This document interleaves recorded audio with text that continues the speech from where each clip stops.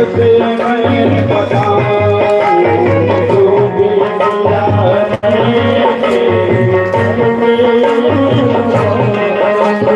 बताने की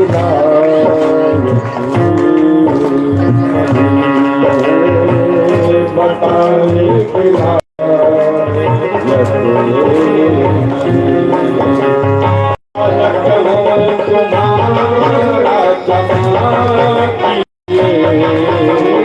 बालक हो तुम्हारा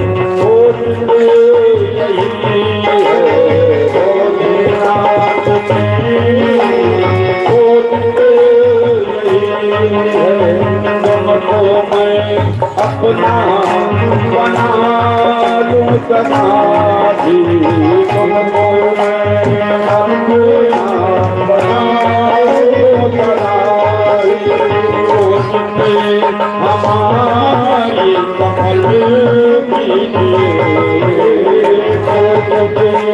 हमारी सफल कीजिए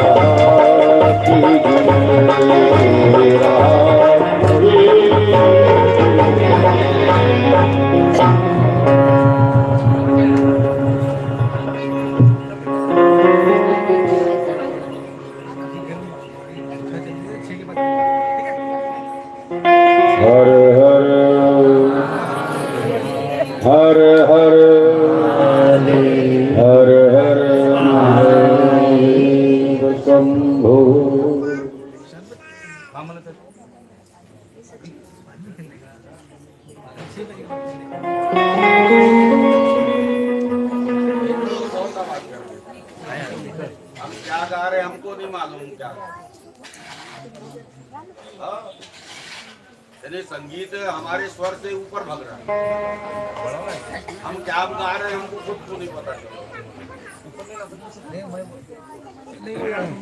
उसको बोलता हूँ गाते समय माइक तो भगा दिया कर तू महात्मा बैठा गौर करने की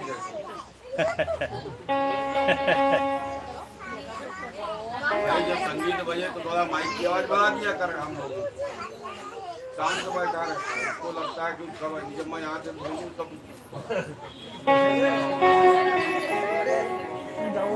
चलो आगे यहाँ पे चुपचाप बैठो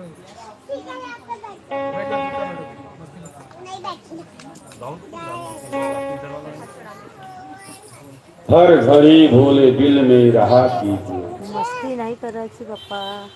प्राचीन काल की बात है। दारुक नामक एक वन था। उस वन में शंकर जी का एक शिवालय था। वहां पर तीनों प्रकार के यदि जो तीन समय होते हैं प्रातः काल मध्याह्न काल संध्या काल तीनों समय में एक शिव भक्त ऋषि शिव जी का पूजन किया करते थे और स्तोत्रों के द्वारा नित्य उनका पाठ किया करते थे स्तोत्र। एक बार जब वह ऋषि शिव जी का स्तोत्र द्वारा पाठ कर रहे थे, तभी उस दारुक वन में अनेक ऋषि महर्षि हवन करने के लिए, समझा लेने के लिए पहुंचे। भगवान शंकर ने अपने भक्तों की परीक्षा लेने के लिए विकराल रूप धारण करके एक दिगंबर यानी दिगंबर का रूप होकर के कामी पुरुष की तरह हाथ में अपने लिंग को पकड़ करके वहां पहुंच गए।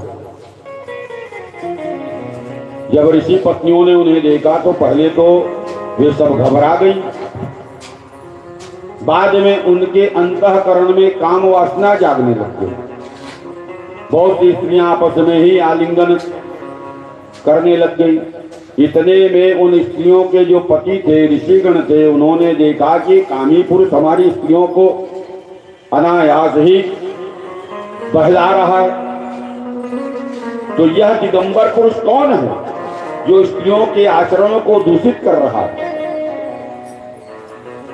वे शंकर जी को पहचान कर क्रोध में भर करके बोले, शंकर जी को पहचाने में अक्रोध करके बोले कि जो हमारी स्त्रियों को खराब कर रहा है, उस ऋषियों के दिगंबर मनुष्य से पूछा, बताओ तुम कौन हो। बार बार पूछने पर भी वह कोई उत्तर नहीं देते हैं। वे लोग बोले, यह वैदिक धर्म को लोप करने वाला कर्म कर रहा है, इस कारण तेरा जो लिंग है शीघ्र ही पृथ्वी पर गिर जाएगा। ऋषियों का इतना कहना था कि शिव जी के लिंग पृथ्वी पर गिर गया। वह लिंग अब इधर उधर घूमता हुआ सभी जीवों को परेशान करने लग गया। इस पर सभी ऋषि मुनि घबरा गए और ब्रह्मा जी के पास जाकर के वृतांत बताया। ब्रह्मा जी समझ गए कि ये सभी शंकर जी की माया के वशीभूत हो गए हैं। तभी ब्रह्मा जी ने कहा कि हे ऋषियों, तुमने यह अनुचित कार्य कर दिया कि तुमने श्राप दे दिया। सभी मनुष्यों का धर्म है कि मध्याह्न में आए अतिथियों का सत्कार करना चाहिए। क्या करना चाहिए? सत्कार। अब जब तक शंकर भगवान का लिंग एक स्थान पर स्थिर नहीं हो जाता, तब तक पृथ्वी पर इसी तरह उपद्रव होता ही रहेगा। यदि आप लोग संसार का हित चाहते हो तो क्या करो? बोले शंकर भगवान के ज्योतिर्लिंग की स्थिरता के लिए एक जगह हो जाए, स्थिरता के लिए जगदम्बा माता पार्वती का चिंतन करो, उनकी आराधना तथा स्तुति करो। तुम्हारी स्तुति से माता पार्वती की जो योनि रूप में हो करके उसमें शिवलिंग क्या होगा? स्थिर हो जाएगा। तब पार्वती के प्रसन्न होने पर अष्टबल की रचना कर शास्त्रों के अनुसार उन पर एक खड़ा स्थापित करो और उसमें दुर्वा डालो, पवित्र तीर्थों का जल डालो। हमेशा शिव जी का ध्यान करके विधि सहित उनका पूजन करो और सत रुद्री के द्वारा पाठ करो। इस घड़े के जल से लिंग को स्नान कराओ, मार्जन करो, तर्पण करो। इसके बाद योनि रूपा माता पार्वती को बाण रूप से स्थापित कर उसी पर सदा शंकर जी को ज्योतिर्लिंग को स्थापित कर दो। इसके बाद क्या करो? बोले धूप करो, दीप करो, नैवेद्य करो, षोडशोपचार से उनका पूजन करो, फिर स्तोत्र गान करो, शंकर जी की स्तुति करो, मंगल गान करो। इस तरह ब्रह्मा जी के वचन सुनकर के ऋषियों ने मातेश्वरी पार्वती जी का विधि विधान से आराधना की। उनकी स्तुति करने से माता पार्वती की योनि रूपा हो करके स्वयं माता पार्वती जी जो योनि रूपा है बनी हुई रहती हैं, वो माता पार्वती जी योनि रूपा हो करके वहां पर प्रकट होती है। उस पर ज्योतिर्लिंग की उन्होंने स्थापना की। इसके बाद पूजन पाठ किया। तब संसार में मंगल हुआ महाराज। वही ज्योतिर्लिंग संसार में हाटकेश्वर ज्योतिर्लिंग के नाम से जाना जाता है।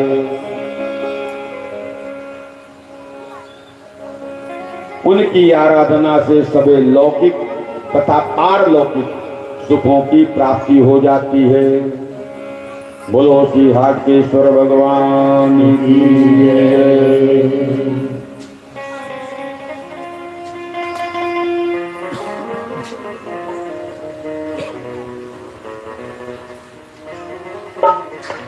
तो उसके बाद में अंधकासुर दानों का वध करते हैं भगवान, और प्रभु वात्सल भाव में प्रसन्न होकर के सूर्य ने अपनी अविचल भक्ति भी उसको प्रदान की और ज्योतिर्लिंग के रूप में स्वयं वहीं पर स्थापित हुए। इसके बाद में पटुक पूजा की कथा आती है। भगवान पटुक नाथ बनते हैं। प्राचीन काल में दधीच नाम के एक महान ऋषि हुए। सबने सुना भी होगा दधीच जी का नाम। वे वेदों के ज्ञाता तथा शिव जी के बहुत बड़े भक्त थे। उनके एक पुत्र हुआ, उनका नाम था सुदर्शन। वह भी अपने पिता दधीच जी के समान ही सर्वगुण संपन्न था, परंतु उसकी पत्नी जिसका नाम था टुकुला उच्च कुल में संबंधित नहीं थी। टुकुला ने अपने पति को अपने अधीन कर रखा था। उसके 4 पुत्र पूर्ण हुए। एक दिन महर्षि दधीच जी को अपने जाति वालों से मिलने के लिए किसी गांव में जाना पड़ा। उन्होंने अपने पुत्र सुदर्शन से कहा, मुझे एक आवश्यक कार्य के लिए गांव जा रहा हूं, इसलिए तुम शिव जी का पूजन कर लो। इस प्रकार सुदर्शन आदेश देकर के सुदर्शन को महर्षि दधीच जी वहां से चले गए। परंतु उस गांव में महर्षि दधीच को कुछ दिन के लिए रुकना भी पड़ गया। इधर सुदर्शन भगवान शिव जी का पूजन करता रहा। एक दिन के बाद शिवरात्रि का पर्व आया। इस पर्व पर सब नर नारी उपवास रखते हैं और शिव जी का पूजन करते हैं। सुदर्शन ने भी शिवरात्रि का भगवान शंकर की विधि विधान से अर्चना की। रात्रि में उसे घर के अंदर जाना पड़ गया। कोई कारण से शिवरात्रि का तो पूजन किया, लेकिन कोई काम से घर के अंदर जाना पड़ गया। उसकी जो पत्नी थी उसने कामासक्त होकर के अपने पति को जबरदस्ती काम क्रीड़ा में लगा दी। इसके बाद वह बिना स्नान किए ही पुनः शंकर जी की पूजा करने के लिए चला गया। अंतर्यामी भगवान शंकर जी ने यह देख करके उसे श्राप दे दिया कि आज शिवरात्रि के पर्व पर तूने स्त्री के साथ काम क्रीड़ा करने के पुनः बाद बिना शुद्ध हुए मेरी पूजा करने लग गया है। इस कारण से तू क्या हो जा, मूर्ख बन जा। इस श्राप से वह जड़ तरह पागल बन गया। कुछ समय के पश्चात जब महर्षि दधीच जी लौट करके आए तो वह कुछ देर सब कुछ देखा, बड़े दुखित हुए और बोले, अरे तूने अपना ही नहीं अपितु सारे कुल का सर्वनाश कर डाला है, अब क्या करना चाहिए। उन्होंने जगदम्बा माता पार्वती जी का उपवास प्रारंभ कर दिया। दधीच जी की प्रार्थना करने पर जगदम्बा जी प्रकट होती हैं। दधीच जी की प्रार्थना पर माता ने पुत्र सुदर्शन को शिव जी के चरणों में डाल करके उससे प्रार्थना की कि हे स्वामी, या सुदर्शन तो मेरा पुत्र है। इतना कह करके उसे यज्ञोपवीत धारण कराया। 16 अक्षरों वाले शिव गायत्री मंत्र की दीक्षा प्रदान की। ओम तत्पुरुषाय विद्महे महादेवाय धीमहि तन्नो रुद्रः प्रचोदयात्। अब भगवती पार्वती की कृपा से सुदर्शन ने मंत्र को उच्चारण करके शिव जी का पूजन किया। इस पूजन से भगवान शिव जी उससे प्रसन्न होकर के बोले कि हे पुत्र, मैं तुमसे प्रसन्न हूँ, मेरी तेरे ऊपर पूर्ण कृपा है, मेरे ऊपर समर्पित किए हुए धन, धान, घृत, तेल आदि सभी पदार्थ तेरे लिए हैं। तुम उसका क्या करो? उपभोग करो। तुम हमेशा त्रिपुंड को धारण करो। शिव संध्या गायत्री जप करता बन जाओ। संध्या काल के समय में शिव गायत्री होती है, बोले उसका तुम जप करता बन जाओ। मैंने तुम्हारे सभी अपराध क्षमा कर दिए। भगवान शंकर ने नदीज पुत्र सुदर्शन तथा उसके चारों पुत्रों को भी पटुक रूप में, कैसे? पटुक रूप में अभिषेक किया। इसके बाद भगवान शिव ने उनसे कहा कि हे पुत्रों, तुम में से जो भी पूरा पटुक रूप बनेगा वह संसार में पूजनीय होगा।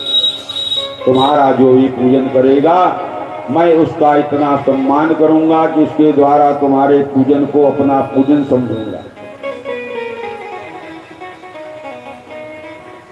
यही से शिव जी से अभिषेक प्राप्त करके संसार में बटुक नाम से प्रसिद्ध हो गया।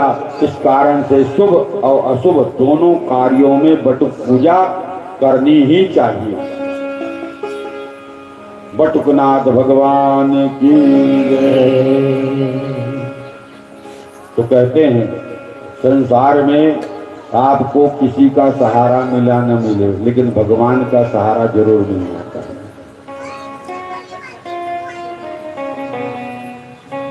प्रभु की असीम कृपा से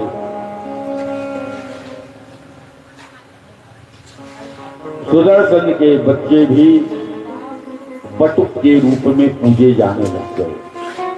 और भगवान बटुक नाथ जी की जो पूजा करता है तो बटुक भैरव भी कहते हैं। बटुकनाथ कौन है? भैरव भी है, काल भैरव भी है, अष्ट भैरव में बटुकनाथ भी है। क्रोध भैरव, कपाल भैरव, उन्मद भैरव।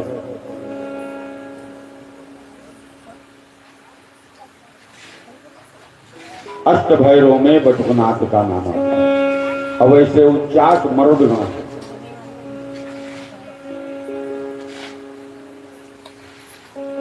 आसरा इस जहां का मिले ना मिले, मुझको तेरा सहारा सदा चाहिए। आसरा इस जहां का मिले ना मिले, मुझको तेरा सहारा सदा चाहिए। आसरा इस जहां का मिले ना मिले, आसरा इस जहां का मिले ना मिले, मुझको तेरा सहारा सदा चाहिए। मुझको तेरा सहारा सदा चाहिए। बोल तेरा सहारा सदा चाहिए। बोल तेरा जान तारे गगन में दिखे ना दिखे, जान तारे गगन में दिखे ना दिखे, बोल तेरा नजारा सदा चाहिए। बोल तेरा नजारा सदा चाहिए।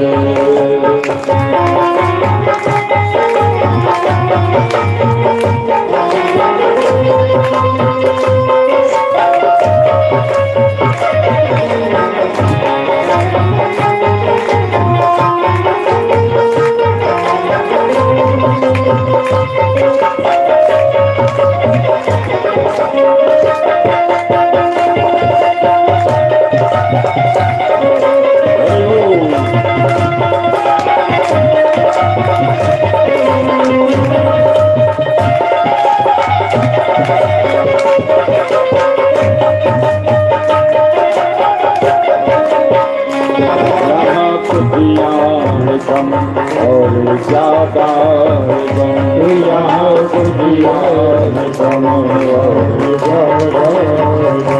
यहाँ खुशियाँ कम और ज्यादा है गम। यहाँ खुशियाँ जहाँ देखो वही है भरम ही भरम। जहाँ देखो वही है भरम ही भरम। तेरी महफिल में सम्मा चले ना चले, मेरी महफिल में सम्मा चले ना चले। मेरी महफिल में सम्मा चले ना चले, मेरी महफिल में सम्मा चले ना चले। मेरे दिल में उजाला बना चाहिए, मेरे दिल में उजाला तेरा चाहिए। आसरानी जहाँ का मिले नाम मिले, आसरानी जहाँ का मिले नाम मिले। बोल तेरा सहारा कथा चाहिए, बोल तेरा सहारा कथा चाहिए।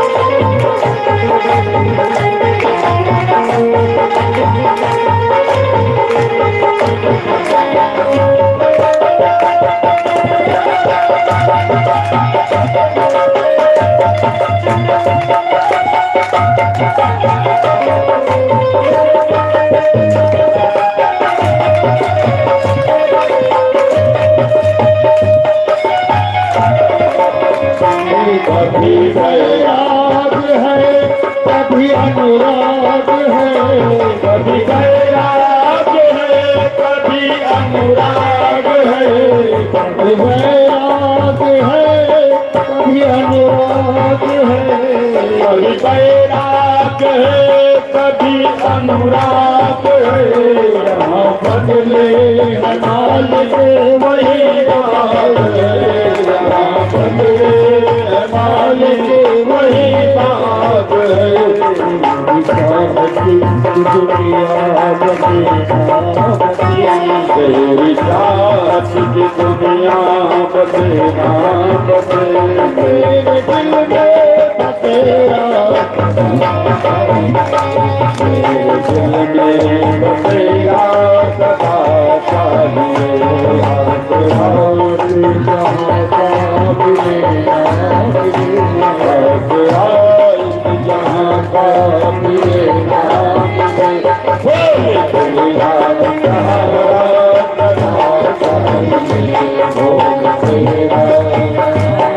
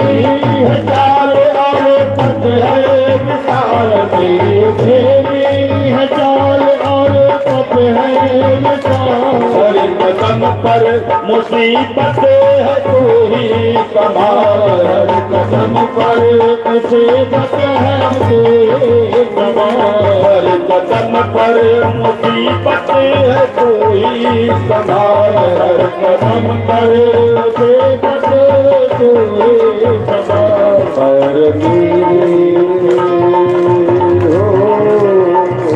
पैर में फटे चले ना चले, फिर मेरे सके हैं चले जाते मेरे दिल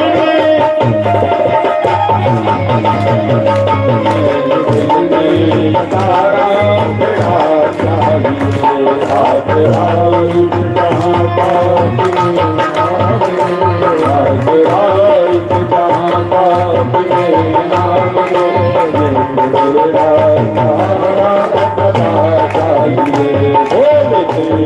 तारा चाहिए बोल तेरा तारा चाहिए बोल तेरा हर हर हर हर हर हर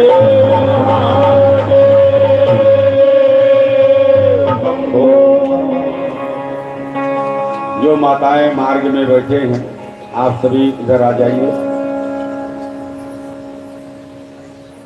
भाई सीढ़ियों के पास में बैठेंगे, आने वाले कहीं गिर गए बगल से निकले लगे तो आप लोग सामने आ जाएंगे।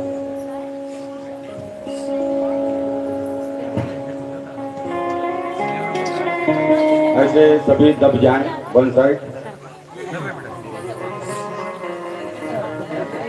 जो घर के लोग हैं उठ करके इस साइड आ जाइए, आप लोग इधर आ जाइए। खड़े हो जाओ ना, सरकने की जरूरत नहीं, खड़े हो जाइए, थोड़ा पैर फ्री हो जाए। हाँ नहीं आप सरकेंगे तो गद्दा सरकेगा, गद्दा सरकेगा चद्दर सरकेगा।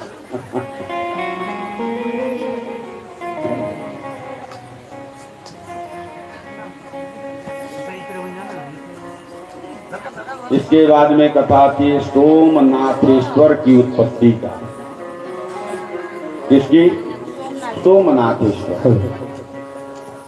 दक्ष प्रजापति ने अपनी 27 पुत्रियों को विवाह चंद्रमा के साथ किया। कितनी? 27। परंतु चंद्रमा सबसे ज्यादा किसको चाहता था? रोहिणी को।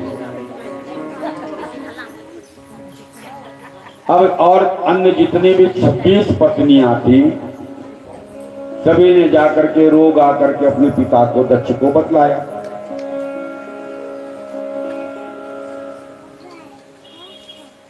दक्ष ने चंद्रमा को बुला करके समझाया कि हे चंद्रदेव, तुम उत्तम वंश के उत्पन्न होने वाले हो, ऐसे नीच कार्य क्यों कर रहे हो?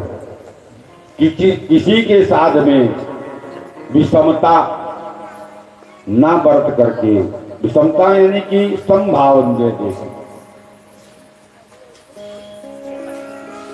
तो मन में भाव द्विज भाव मत रखिए, विषमता ना रखिए। विषमता ना बरत करके समसरता का व्यवहार करो। एक के साथ प्रेम, दूसरे के साथ प्रेम ना करने का मनुष्य को नरक की प्राप्ति होती है। इस पर दक्ष ने चंद्रमा को बहुत समझाया, परंतु चंद्रमा ने अब उनकी बात पर कोई ध्यान नहीं दिया।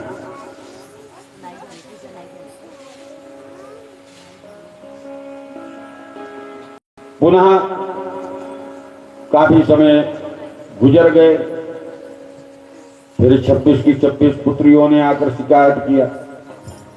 तो इस बार दक्ष ने उन्हें श्राप देते हुए कहा दिया कि जाओ, तुम्हें अपनी सुंदरता पर बहुत ज्यादा गर्व है ना,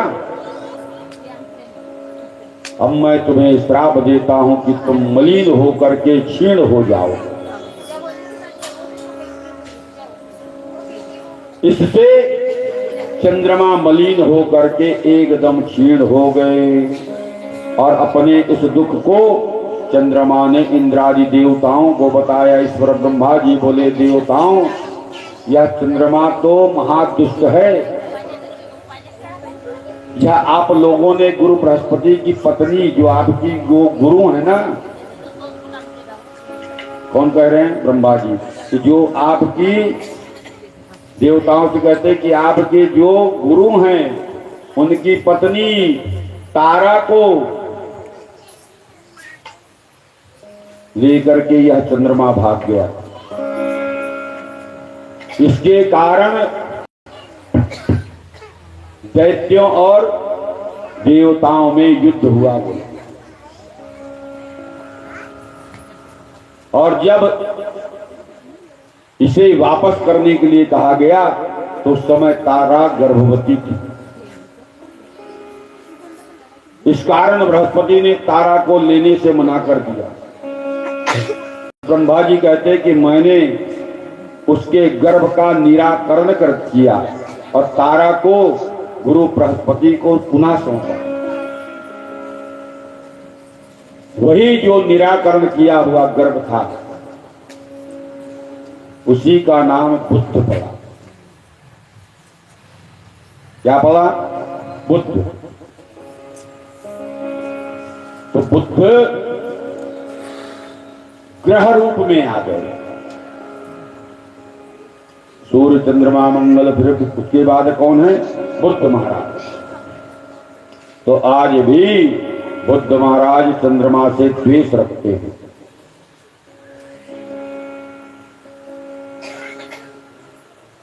तुम सब लोग चंद्रमा को लेकर के प्रभास नामक क्षेत्र में जाओ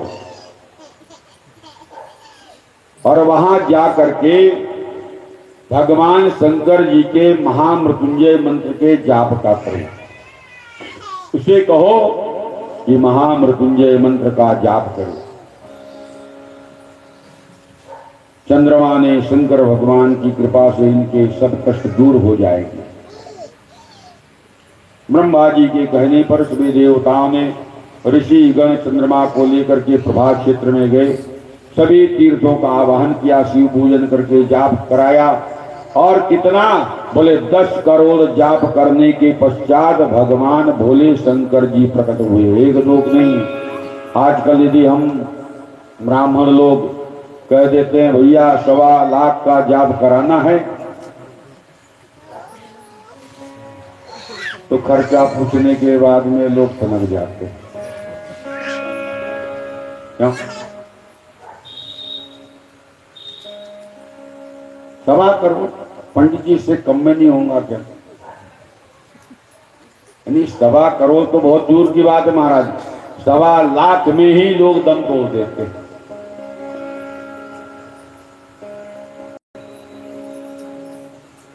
सही मृत्युंजय जो महामंत्र है उसका जाप करने से कैसी भी व्याधि हो, कैसा भी रोग हो, शमन होता ही है।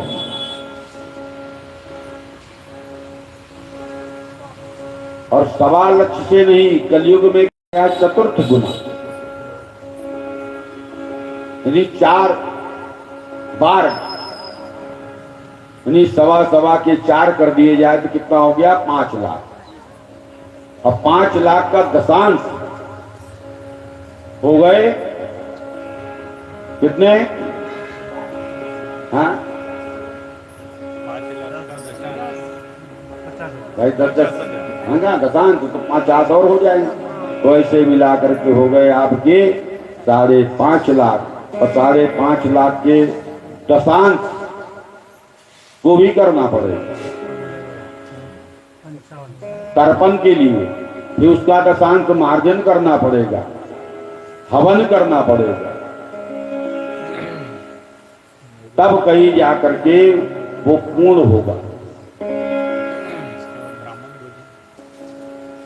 कई ब्राह्मण लोग आते हैं, ब्राह्मणों की बुराई नहीं, लेकिन ब्राह्मण लोग आते हैं, हाँ मैं कर दूंगा, आप मुझे संकल्प दे दो। संकल्प ले लेते हैं,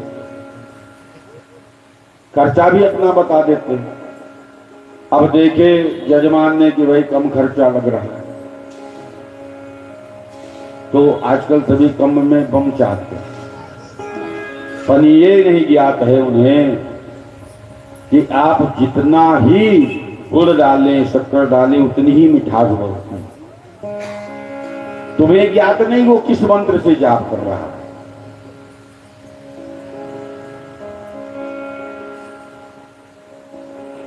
महामृत्युंजय मंत्र के बारे में आपको मालूम नहीं है। हाँ, मैं कर दूंगा।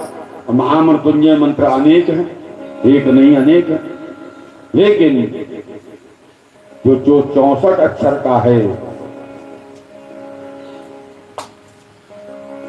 वो अधिक काम करता है, उससे असाध रोगों की निवृत्ति होती है।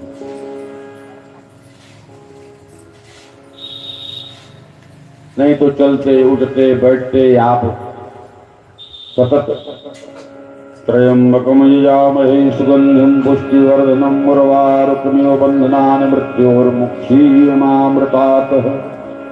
ये जो मंत्र है मुक्षीय, इससे भगवान शंकर जी से प्रार्थना की गई है। क्या कहा गया है? यह महामृत्युंजय मृत्युंजय देवता, जैसे हीरा समझते हैं, ककड़ी,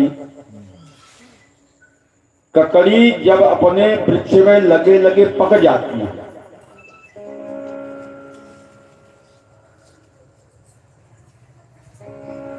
तो अपने आप ही वृक्ष को त्याग देती है। इस मंत्र में कहा गया कि इसी प्रकार से मैं संसार रूपी इस जो आपने मुझे तन दिया है, रोगों ने मुझे बहुत ग्रसित कर रखा है। तो क्या करें? मुझे मुक्षीय, इसे मुझे मोक्ष प्रदान कर दो।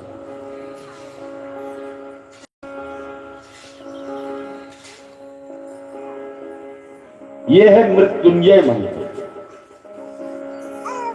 क्या मंत्र है? मृत्युंजय,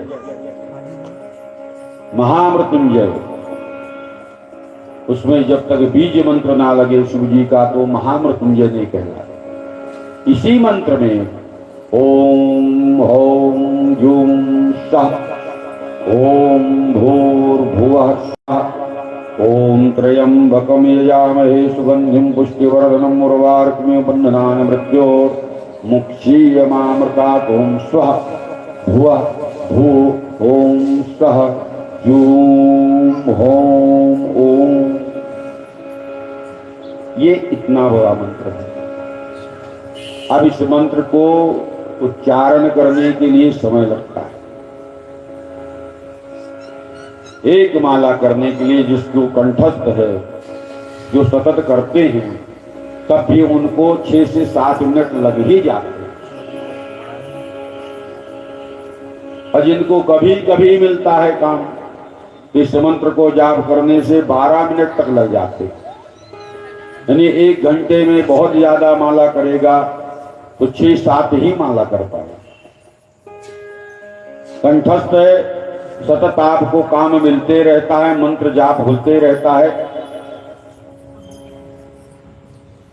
तो मंत्र की सिद्धि हो जाती है। मंत्र अपनी आप में आपको सिद्ध हो जाता है, आपकी जीवा में, आपकी वाणी में,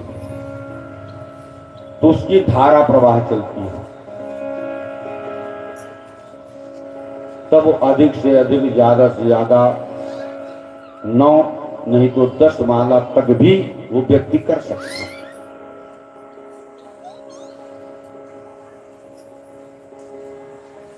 अब एक दिन में इसलिए बता देते भाई 35-40, अधिक संख्या में ब्राह्मण बैठे तो 35-40 बता देते। क्यों? क्योंकि किसी की स्पीड ज्यादा है, किसी की कम है। कोई 1 घंटे में 5 ही माला कर रहा है,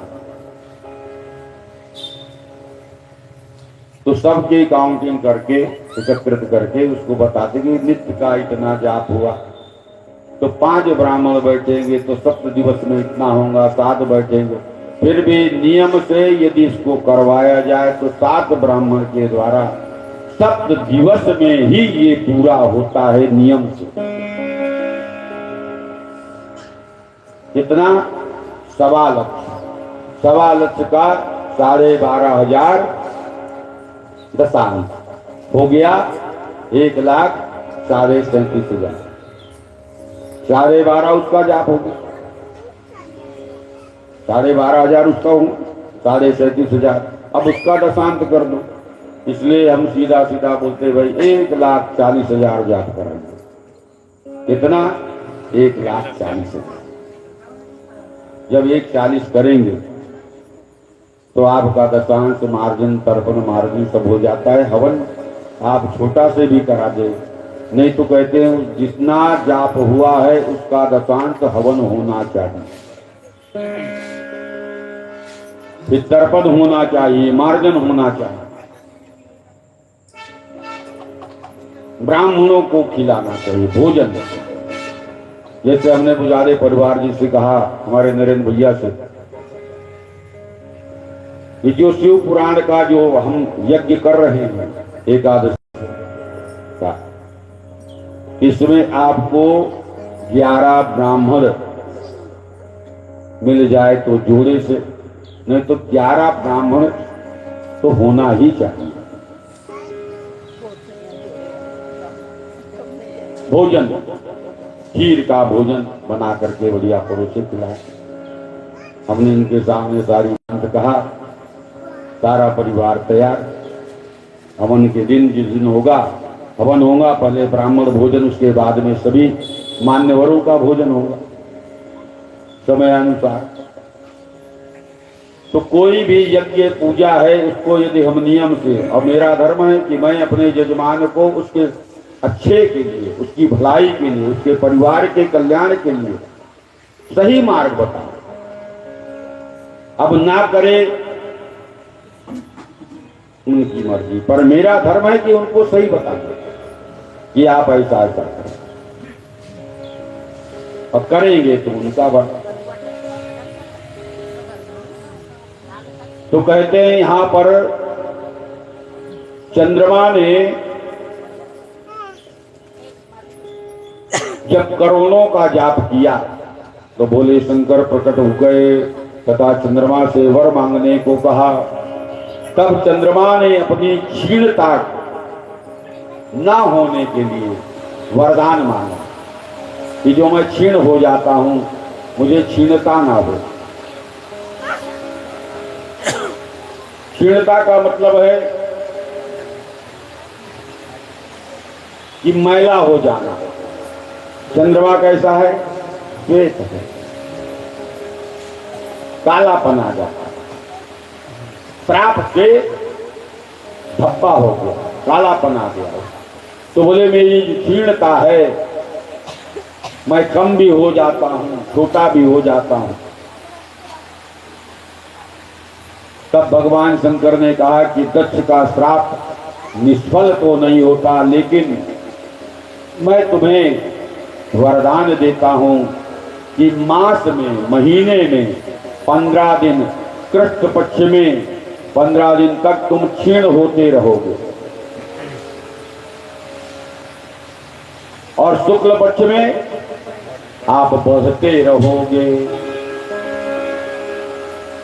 यह सुन करके चंद्रमा बड़ा प्रसन्न हो गया कि चलो ठीक है, अच्छी बात है। चंद्रमा बहुत प्रसन्न हुआ, सभी देवताओं ने खुशियां मनाई, सब शंकर भगवान की स्तुति की, सबको प्रणाम करके अपने स्थान पर चले गए। और जहां जिस स्थान पर चंद्रमा ने भगवान शंकर जी के लिंग का पूजन किया, वही ज्योतिर्लिंग में भगवान शंकर जी विराजमान हो गए। वही ज्योतिर्लिंग सोमेश्वर ज्योतिर्लिंग के रूप में जाना जाने लगा। और यहीं पे एक चंद्र कुंड है, चंद्र कुंड। इस कुंड में स्नान करने से कैसा भी पाप हो, अब ये है कि पाप करके अब वहां जाएं स्नान करने के लिए, ऐसा नहीं है कि पहले को चलो पाप कर लेते फिर जाएंगे चंद्र कुंड में स्नान कर देंगे, हमारे सभी पापों की निवृत्ति हो जाएगी, ऐसा नहीं। फिर भी जाने अनजाने में हमसे अनेक पाप होते हैं। माताओं से झाड़ू लगाते वक्त, पोंछा लगाते वक्त, भोजन बनाते वक्त। और आजकल तो लकड़ियां नहीं जलाई जाती, नहीं लकड़ियां जलाते उसमें कीड़े मकोड़े घुसे रहते, गोबरी लगाती हैं, दीमक लग जाते हैं। तो ये तो हम झड़ा तो देते हैं लेकिन अंदर कहीं प्रवेश रहते हैं। इसलिए घुन लगी हुई लकड़ियों को यज्ञ में, भोजन में कभी भी नहीं लगाना चाहिए। क्या करना चाहिए? जो देखे कि घुन लगी हुई है, उसमें दीमक लग गया है, उसको हटा दीजिए।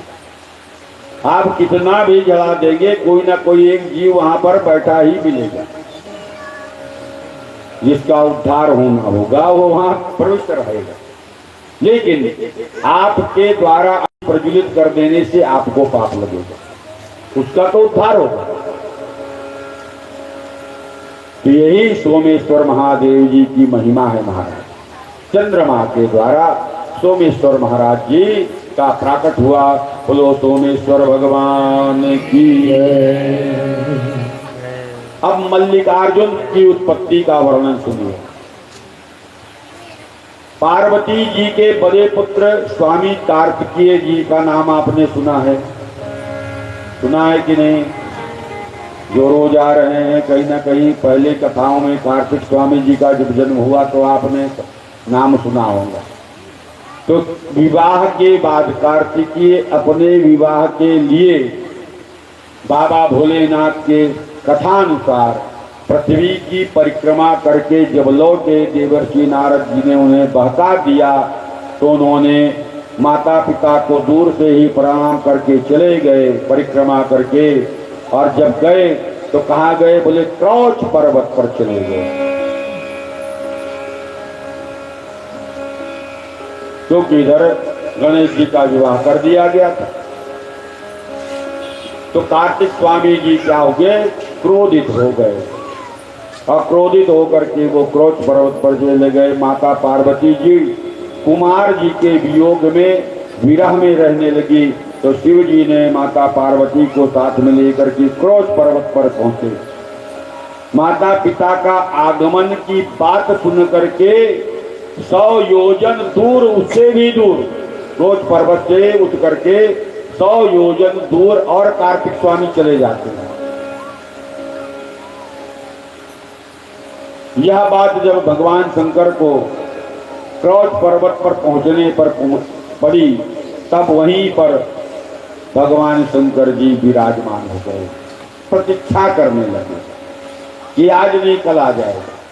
लेकिन कार्तिक स्वामी जी लौट के नहीं आए, और वहीं पर माता पार्वती सहित शंकर जी विराजमान रहे। तो उसी पर्वत पर विराजमान क्रौच पर्वत पर जो ज्योतिर्लिंग के रूप में भगवान विराजमान हुए, उनका नाम है मल्लिकार्जुन। और मल्लिकार्जुन नाम से ये प्रसिद्ध हुए। बोले मल्लिकार्जुन भगवान की। इसके बाद में अवंती नाम की नगरी में एक शिव भक्त ब्राह्मण रहता था।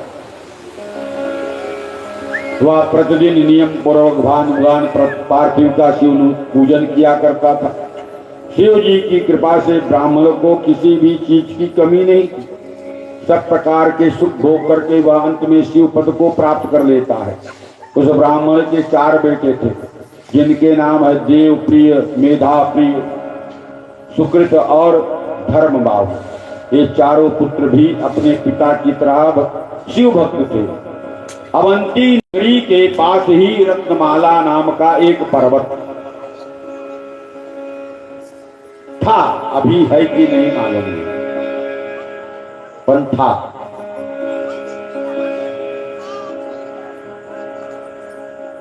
कहते हैं उस पर्वत पर एक राक्षस रहता था, उसका नाम था दूषण।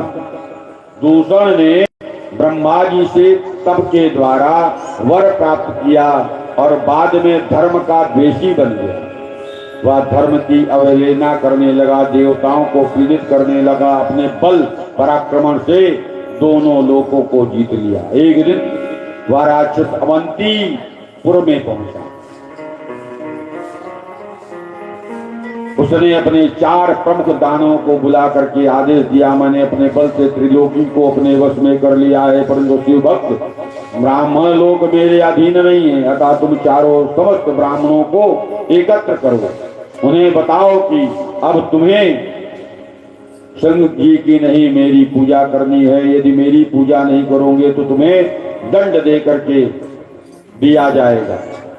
वे चारों दानव दूर दूर तक उपद्रव मचाने लगे, प्रजाजन दुखी होने लगी, परंतु ब्राह्मणों पर उनका कोई प्रभाव नहीं पड़ा। प्रजा के लोग ब्राह्मणों के पास जाकर के प्रार्थना करने लगे। प्रजाजन ब्राह्मणों से बोले, हम आपकी शरण में हैं, ना मालूम एक दानव दुराचारी कहां से आकर के उपद्रव कर रहे हैं, इसलिए आप हमारी क्या करें, रक्षा करो। तो उस समय भी प्रजा ब्राह्मणों के पास गई। आज भी ब्राह्मण के द्वारा ही जगत में रक्षा की जाती है, इसलिए दूसरी जो शक्तियां हैं वो पहले ब्राह्मणों से ही द्वेष करती है कि ब्राह्मण रहेगा तो हम इसे अपनी मुट्ठी में नहीं कर सकते। इसलिए पहले ब्राह्मणों का विनाश होना चाहिए, ये उनके मन में रहता है। अब पहले भी था, आज भी यही चल रहा है। ब्राह्मण बोले, हमारे पास ना तो कोई अस्त्र है, ना कोई शस्त्र है, ना कोई बल है, ना पराक्रम है जो हम इन दैत्यों का नाश कर सके। आज भी दैत्य घूम रहे हैं, जगह जगह पर बम फोड़ रहे हैं।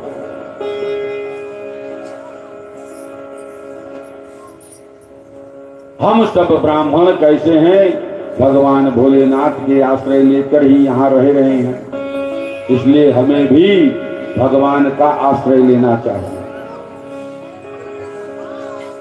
जो भगवान का इस कलयुग में आश्रय लेगा उसका कोई विनाश नहीं कर सकता, कितना भी बड़ा दुराचारी क्यों ना आ जाए। बोले, वे ही हमारी रक्षा करते हैं। इतना कह करके सब ब्राह्मण नियम पूर्वक शिव जी का पूजन करने लगे। इतने में चारों दैत्य वहां पहुंचे। वे सभी नगर वासियों को, ब्राह्मणों को देख करके बोले, इन सबको पकड़ लो, मारो मारो। परंतु शिव भक्त ब्राह्मण निर्भय है। किसका भय?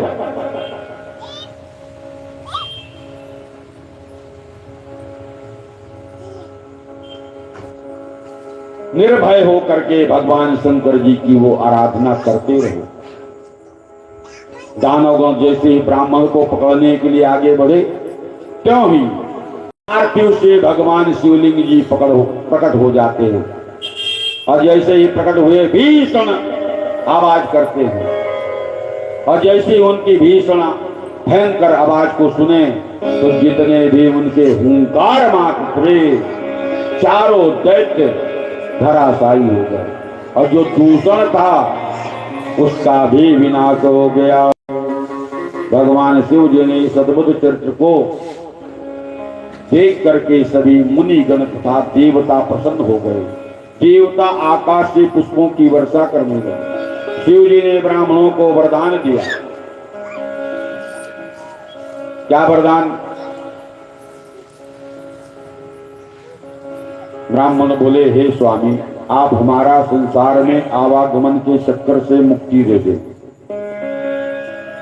संसार में जो आवागमन है इससे आप हमारी मुक्ति प्रदान कर दें। आपके चरणों में स्थान देने की कृपा करें। इस जगह पर आपका सदैव निवास रहे और सभी की मनोकामनाएं पूर्ण हो। भगवान शिव ने तथास्तु कह करके उसी ज्योतिर्लिंग में पुनः प्रविष्ट हो गए, और वह ज्योतिर्लिंग महाकालेश्वर के नाम से जाना जाने लगा। भगवान महाकालेश्वर के सभी दर्शनार्थियों के दुखों का दूर करते हैं और तथा पूजन करने पर सभी पापों का नाश कर देते हैं। बोलो महाकालेश्वर भगवान की जय। यवन्तिकायां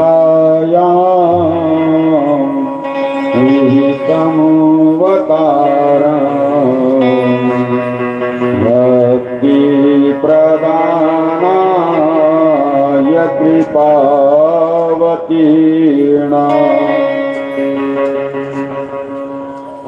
भगवान महाकालेश्वर कहाँ है? अवंतिकाया देवतावतार मुक्ति प्रदानाय च सज्जनानां अकाल मृत्यो परिणक्षणार्थम वंदे महाकाल महासुरेशम। अकाल मृत्यु को हरण करने वाले महाकाल की महिमा सूत जी बोले, हे ऋषिगणों, अब आप महाकालेश्वर भगवान की महिमा को सुनिए। महिमा क्या है? बहुत ही अद्भुत महिमा है। उज्जैन नगरी में चंद्रसेन नाम के एक राजा का राज्य था। इस चंद्रसेन राजा की मणिभद्र के नाम से गहरी मित्रता थी। मणिभद्र भगवान शंकर के मुख्य सेवक थे। एक बार मणिभद्र राजा चंद्रसेन पर प्रसन्न हो गए। उन्होंने राजा को अपनी कौस्तुभ मणि प्रदान कर दी, जो सूर्य के समान प्रकाशित हो रही। राजा ने कौस्तुभ मणि को अपने गले में धारण कर ली। राजा सूर्य के समान चमकने लगे। उस मणि को देख करके अन्य देश के जो राजा थे वो उनसे ईर्ष्या करने लग गए। क्या करने लग गए? ईर्ष्या। हमसे आपसे भी कई लोग ईर्ष्या करते हैं। करते कि नहीं करते हैं?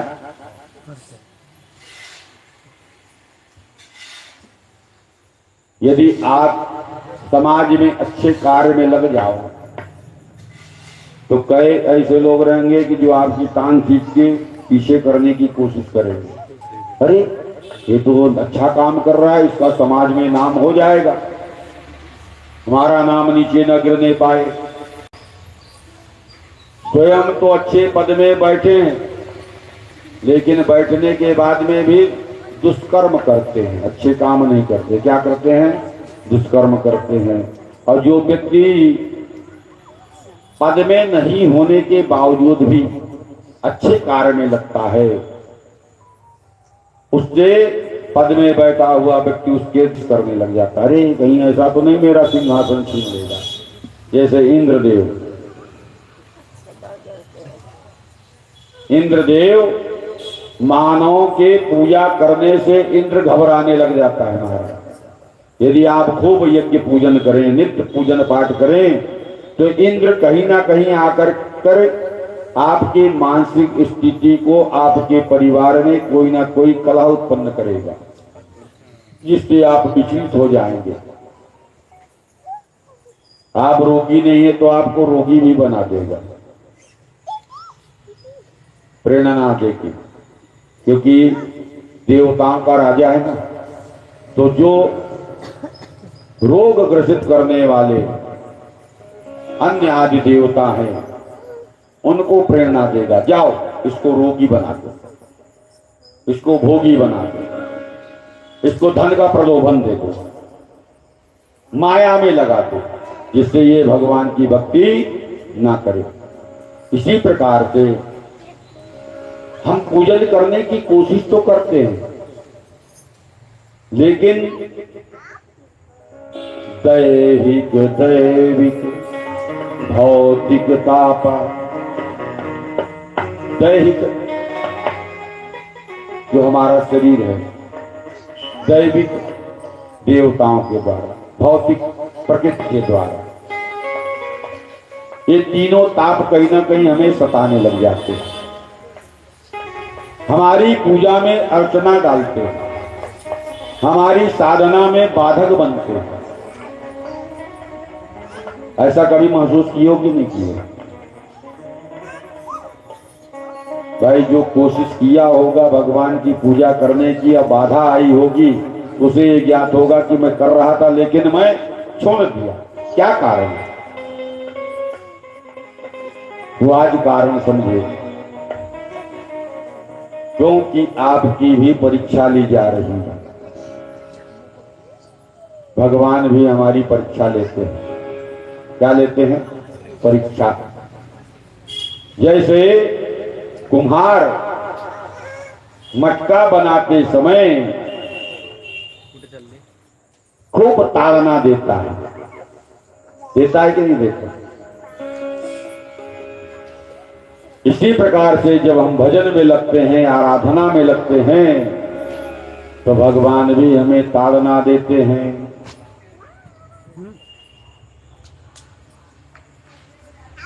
हमें दैहिक ताड़ना देते हैं, शारीरिक कष्ट, भौतिक ताड़ना मिलती है। देवता लोग ये कष्ट देते हैं।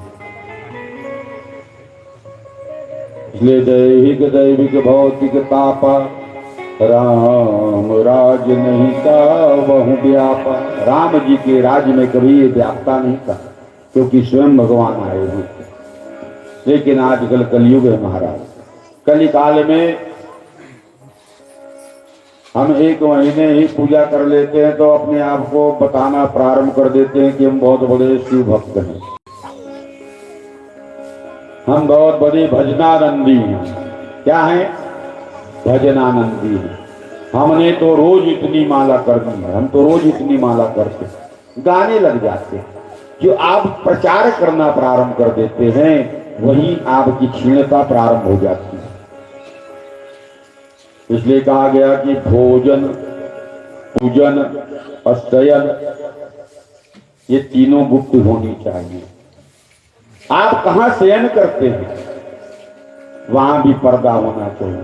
सभी अतिथियों का, सभी मेहमानों का वहां आना जाना नहीं होना चाहिए। पूजन स्थान पर सभी व्यक्ति को हमें दिखाना नहीं चाहिए। गोपनीय गोपनीयम गोपनीयम गोपनीयम प्रयत्नतः, प्रयत्न करते रहे कि ये गोपनीय रहे।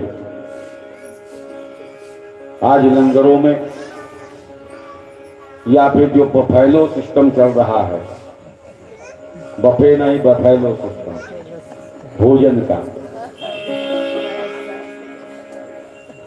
जैसे चार पैर के लोग खड़े खड़े भोजन करते हैं, वैसे आप दो पैर के लोग भी भोजन कर रहे है ना।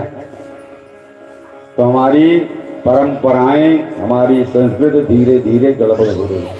तो खड़े होकर के भोजन करने की हमारी परंपरा नहीं है। हमें बैठ करके मानव को करना चाहिए। करना चाहिए कि नहीं?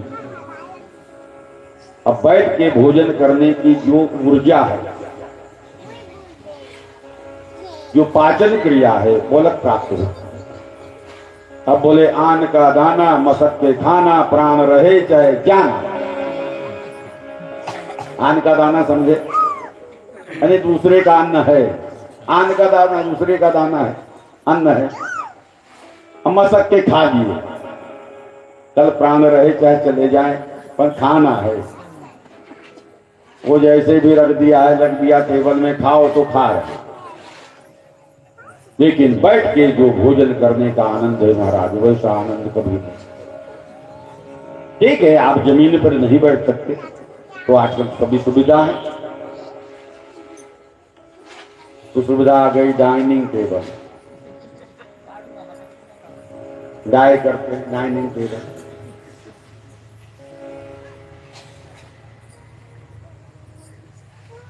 टी टेबल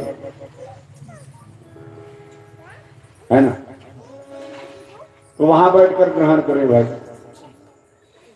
क्योंकि सबको घुटनों का प्राण लगा। काय का? घुटनों का।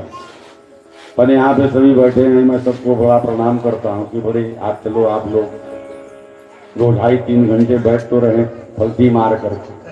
नहीं, सबको कुर्सी चाहिए। ये कुर्सी का बड़ा झगड़ा है हमारे देश में।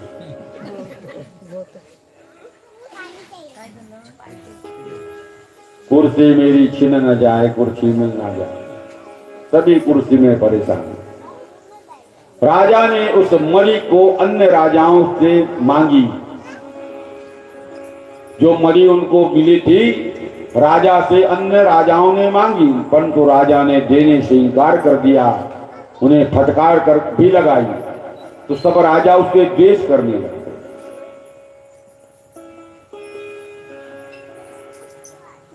चंद्रसेन से महाकालेश्वर महादेव की शरण ली। राजाओं ने सेना लेकर के युद्ध करने के लिए तैयार होकर के चढ़ाई कर दी। तो राजा चंद्रसेन ने महाकालेश्वर जी की शरण में चले गए। उसी समय वहां गोपी आई है, सेविका गोपी। उसकी गोद में एक 5 वर्ष के आयु का बालक था। गोपी विधवा थी। गोपी और बालक वहां बैठ गए। राजा चंद्रसेन शिव जी का पूजन कर रहे थे। बालक ने देखा, वो भी बैठ के देख रहे हैं। पूजन को देख करके वह गोपी अपने बालक को लेकर के पुनः घर चली जाती। घर जाने पर बालक के मन में इच्छा जागृत हुई कि राजा की तरह मैं भी भगवान शंकर जी की पूजा करूं। यह सोच करके बालक कहीं से एक पत्थर लेकर आया। क्या लेके आया? पत्थर। इसलिए हमारे प्रदीप मिश्रा जी ने प्रवचन में सबको कहा कि भाई कुबेरेश्वर धाम आए, दर्शन करें और वहां का एक कंकड़ पत्थर लेके जाएं और उसकी पूजा करें। बताए कि नहीं बताए?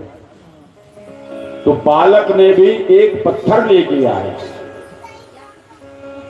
और पत्थर के टुकड़े को ला करके जल चढ़ाया, धूप दीप किया, पुष्प लाए, फूल चढ़ा दिया, मन में ही ध्यान करके पूजा करने लगा। इतने में ही उसकी माता जो गोपी थी भोजन करने के लिए आवाज देने लगी, लेकिन बालक तो इधर भगवान की पूजा में अपना मन लगा चुका था, वो आवाज को सुनता नहीं। गोपी दौड़ के गई, देखी बहुत देर से आवाज लगा रही हूं, भाई माँ है।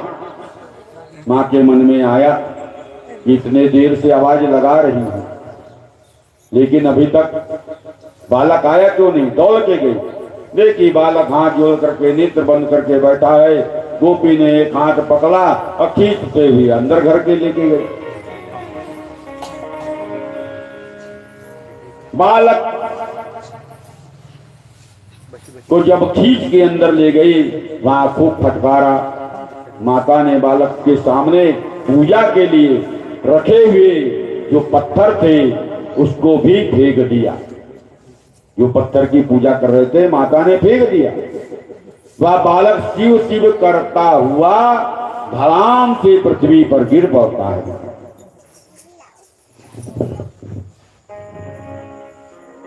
और गिर करके बेहोश हो गया। मां ने देख करके घबरा गई, ये क्या हो गया।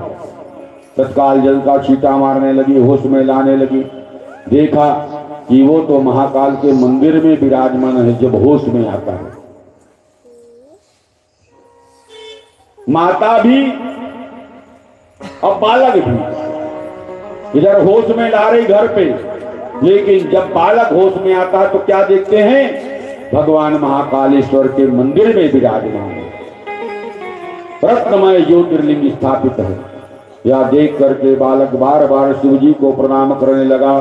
उनके बाद में वह भगवान शंकर जी का ध्यान करता है। वह अपने घर को चला गया, अपने घर की शोभा को देखता है और आश्चर्यचकित हो जाता है। उसका घर पूरे रत्नमणियों से जड़ित होकर के बन गया। रत्न जड़ित पलंग, आभूषण, अमूल्य वस्तुएं, चारों तरफ प्रचार हो गया। बोले शंकर की प्रसन्नता का समाचार सुनकर उसकी माता गोपी यह सब देख करके, सुन करके, जान करके हैरान रह गई। इधर राजा चंद्रसेन को शिव पूजन का नियम जो था नित्य का वो समाप्त हुआ। उसे ज्ञात हुआ कि गोपी के बालक पर शिव जी की बहुत बड़ी कृपा हुई। यह जान करके उनके द्वार पर आता है। जो सेना चढ़ाई करने के लिए राजा के ऊपर आई थी, उन्हें जब यह समाचार प्राप्त हुआ तो वो भी सभी दर्शन करने के लिए आए। प्रातः काल होने पर नगर में चारों तरफ यह समाचार फैल गए। लोगों की तांता लग गए, भीड़ लग गई। इस प्रकार समाचार अन्य राज्यों में भी फैला। गोपी के घर में भगवान शिव जी के दर्शनों को आने लगे। वह बालक भी भक्ति और ज्योतिर्लिंग के दर्शन करके आनंद को प्राप्त हो गया। इसके बाद प्रत्यक्ष रूप में वहां पर हनुमान जी प्रकट हुए। कौन? हनुमान जी प्रकट हुए। उनके दर्शन करके समस्त राजा परम प्रसन्न हो गए।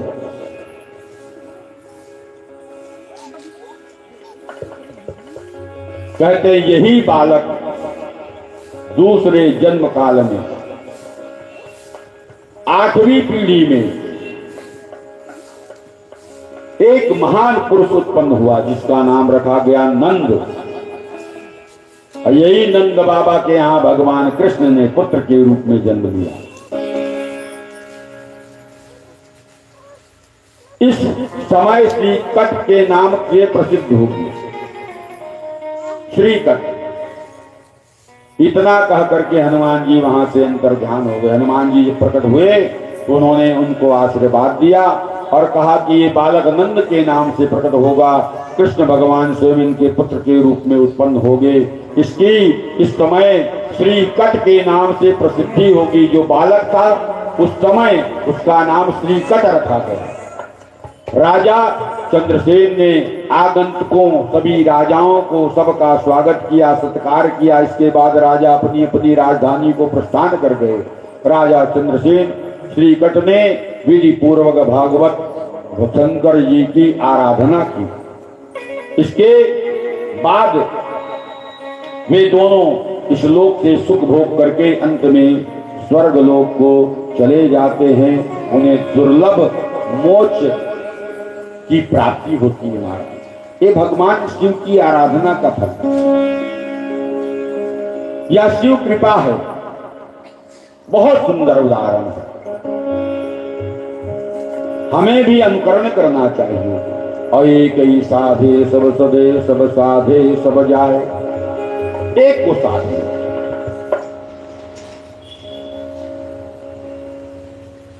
बोलो कैसे? भाई यहां अनंत शिवलिंग है, लेकिन आप एक ही मंदिर पकड़ लो। अनंत देवी देवता है, लेकिन ये भी एक ही देवी को पकड़ लो।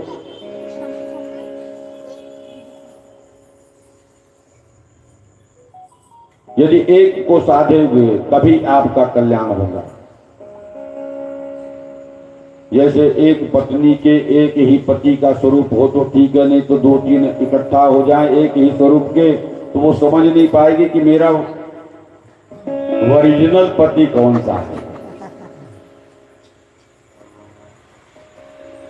मैंने किसके साथ में पानी ग्रहण संस्कार करके फेरे लगा के आई हूं। अब इसकी करूं कि इसकी करूं कि इसकी करूं, है तो 3 एक ही स्वरूप के बैठे हैं। तो साधना किसकी करनी है? एक की, एक को पकड़ो, भटको मत।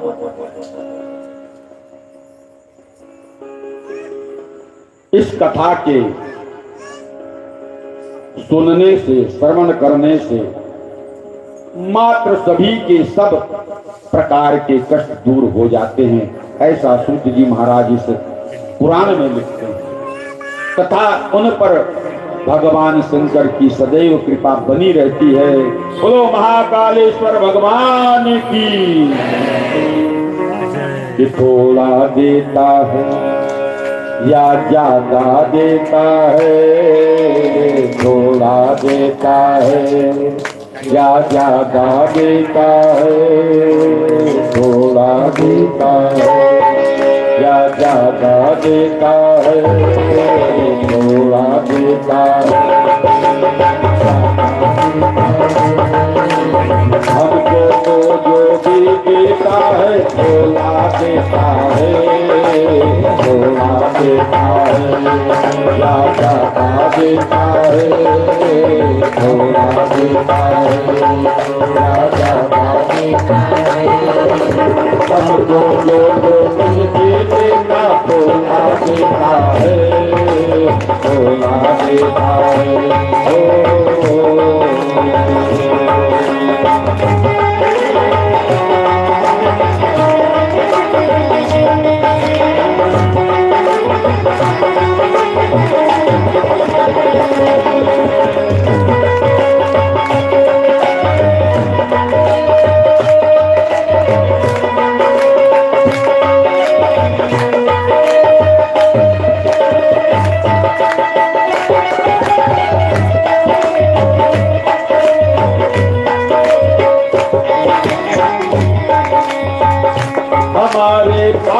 जो कुछ भी किसी की है मेहरबानी, हमारे पास जो कुछ भी किसी की है मेहरबानी, किसी मेहरबानी।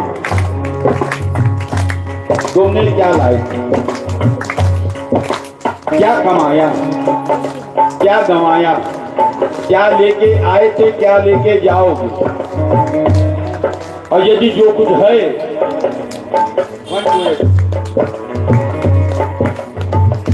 हमारे पास जो कुछ भी हमेशा भोजन हमेशा भेजता रहता, कभी दाना कभी पानी, हमेशा भेजता रहता, कभी दाना कभी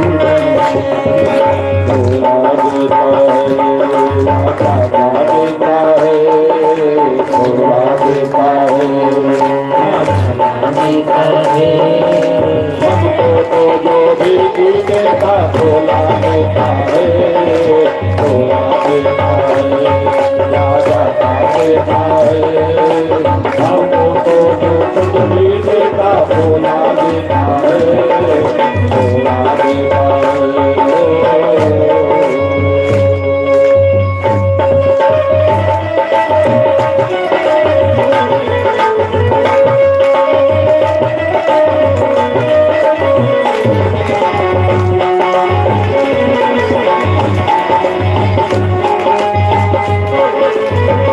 तालियां बजाते हुए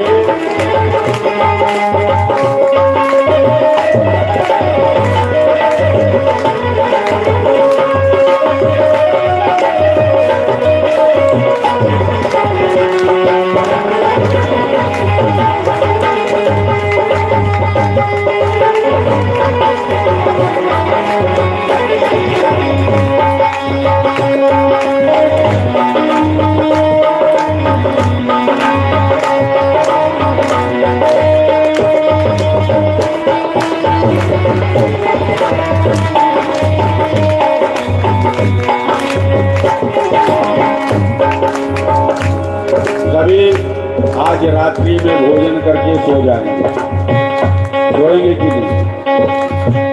थोड़ा बेटा आवाज बढ़ा देना। सभी रात्रि में भोजन करके शयन करते हैं कि नहीं? सोएंगे कि नहीं कि रात भर भजन करना? सभी सोएंगे।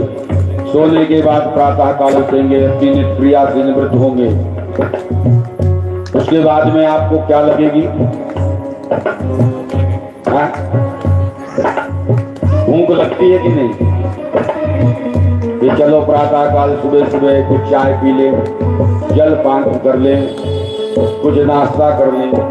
तो हम कितनी बार भोजन करते हैं तब हमारा शरीर चलता है। अब ये देने वाला कौन है?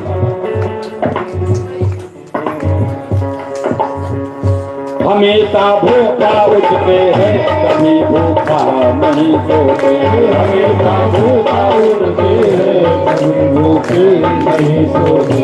हम भूखे तो उठते हैं लेकिन भूखे सोते नहीं। हमेशा भूखा उठते हैं, कभी भूखे नहीं सोते, हमेशा भूखे उठते हैं, कभी भूखे नहीं सोते। भला तकलीफ हो कैसी हमारे भोले होते हैं, भला तकलीफ हो कैसी हमारे भोले होते हैं। हाँ थोड़ा देता है, ज्यादा देता है, थोड़ा देता है, ज्यादा देता है, हमसे थोड़ा देता है, थोड़ा देता है।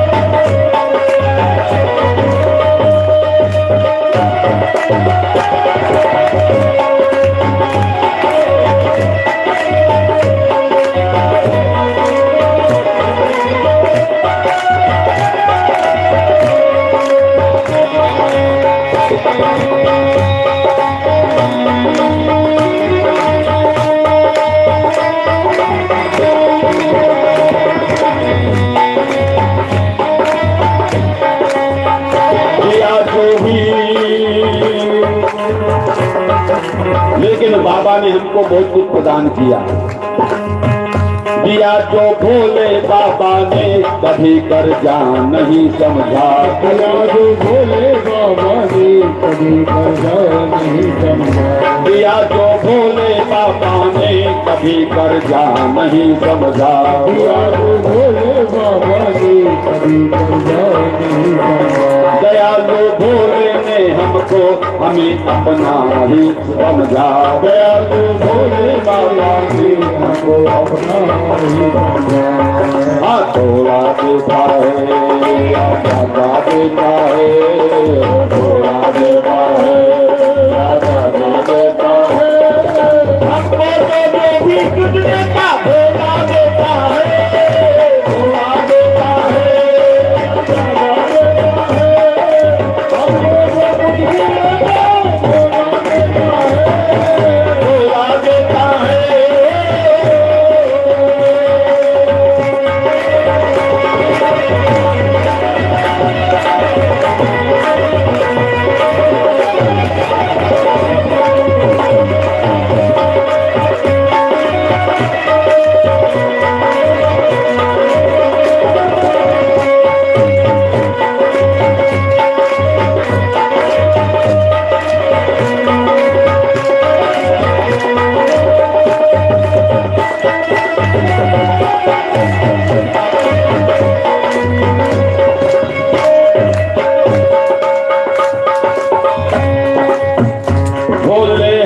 हरदम ही बड़े अधिकार से मांगा।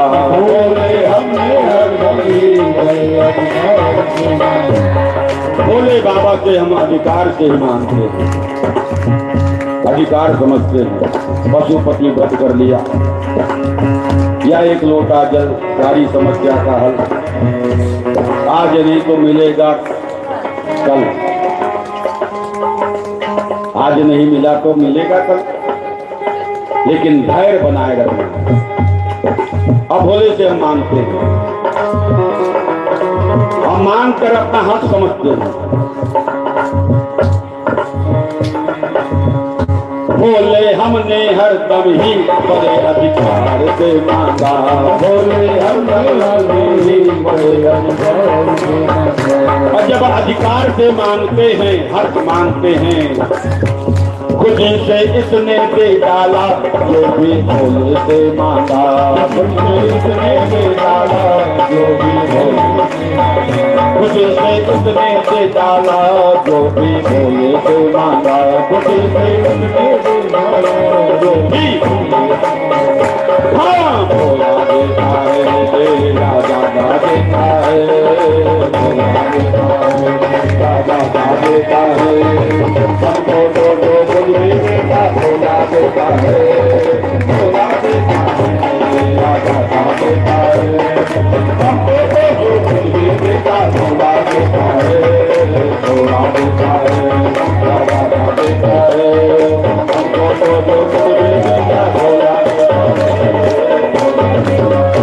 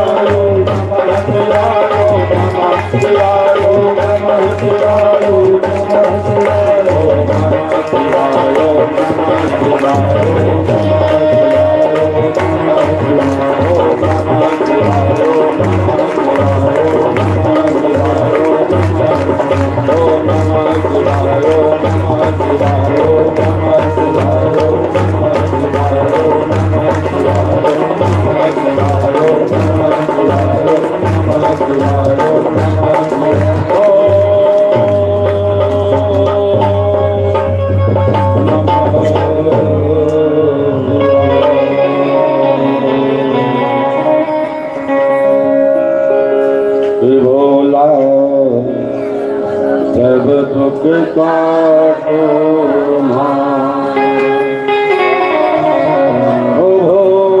भोला, सब दुख काटो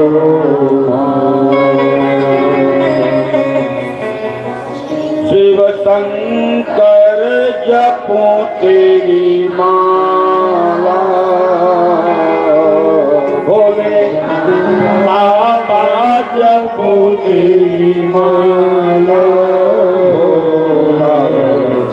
सब दुख काटो भोला, सब दुख काटो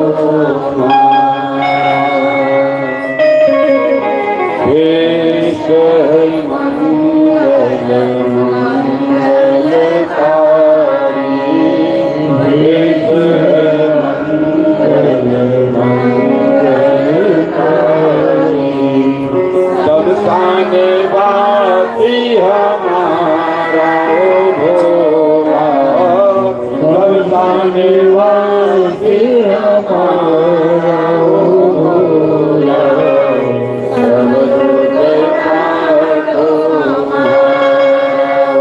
भोला, सब दुख काटो। भगवान से प्रार्थना है, भजन भी है, बड़ा सुंदर भजन है कि हे भोलेनाथ हमारे सब दुखों को काटिए। आपका भेष कैसा है, मंगलकारी है। आप तो शमशानवासी भी हैं, नगरवासी भी हैं, पर्वतवासी भी हैं, कैलाशवासी भी हैं। कैलाश में भी आपका डेरा है, शमशान में भी है, काशी में भी है, और हमारे नगर के मंदिरों में भी आप विराजमान हैं। तो भगवान से प्रार्थना करने के बाद में आइए आज की कथा यहीं पर विराम। बाबा भोलेनाथ की आरती सुंदर सभी श्रद्धालु भक्तों गणों ने आज बड़े भाव से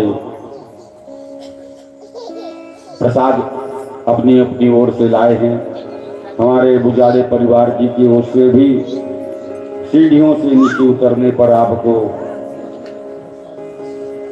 प्रसाद दिया जाएगा, और प्रसाद लेकर के ही जाएं, जल्दबाजी न करेंगे, क्योंकि कल इतना ज्यादा प्रसाद हमारे बुजारे परिवार का बच गया, लगता है कि आप लोगों ने लेके नहीं गए।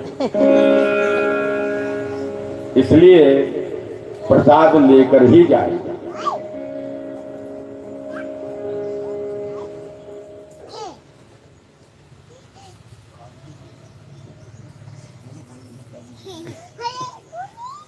चलिए आरती के लिए खड़े हो जाइए।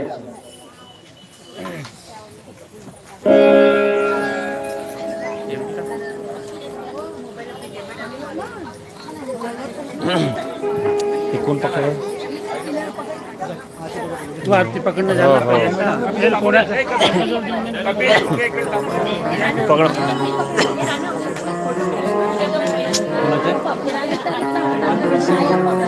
काढ़ो आरती कुंज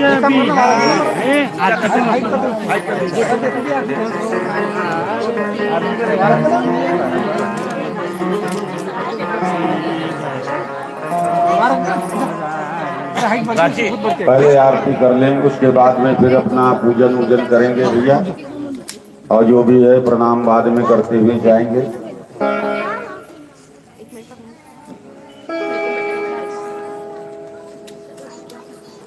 पंडित जी की तरफ भी रखो। हाँ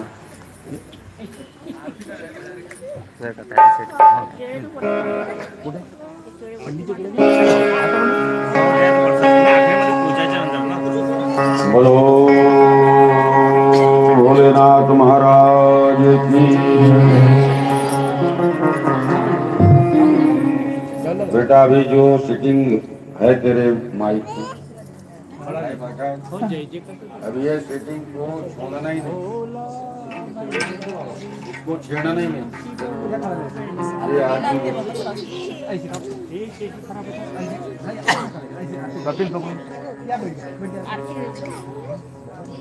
ओम चंद्रमा मनसो जात चचुः सूर्यो अजायतः श्रोत्राद्वायुष प्राणस्य मुखादगतिरजायत। ज्वालामालिन्यै नमो नमः सर्वोपचारायै गन्धं पुष्पमक्षतानि सम्पूज्यं। बोलो राजराजेश्वर भगवान की आरती करो, हरि हरि की करो, नंदवर की करो, शंकर की आरती करो, शंकर की आरती करो, हरि हरि की करो, नंदवर की करो, शंकर की आरती करो, शंकर की आरती करो, हरि हरि की करो, नंदवर की करो, शंकर की आरती करो, शंकर की आरती करो,